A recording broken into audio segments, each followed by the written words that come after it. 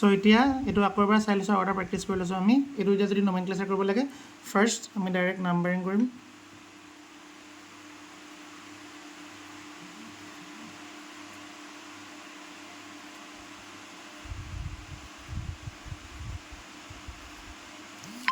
সাতটা আছে।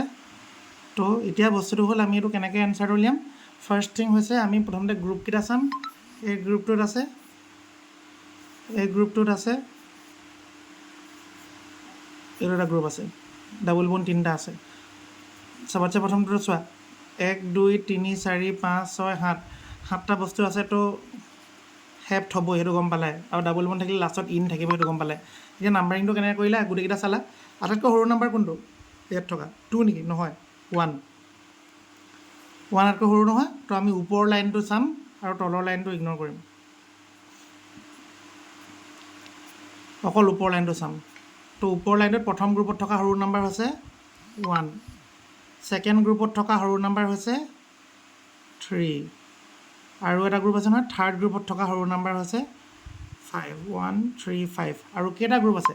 3টা গ্ৰুপ আছে নহয়, য'ত এনেকুৱা ডাবল বন্ড থকা 3টা আছে নহয়। 3টা আছে কাৰণে আমি লিম ট্ৰাই। ডাই হ'লে 2টা আছিলে, 2টা থাকিলে আমি লিখোঁ ডাই, 3টা আছে কাৰণে ট্ৰাই, আৰু ডাবল বন্ড সেইকাৰণে ইন। তো হেপ্ট 1 3 5 ট্ৰাই ইন, একেটাই বস্তু। সেইটো দিছিলোঁ, এইটো তোমালোকে লগালগ ট্ৰাই কৰিবা।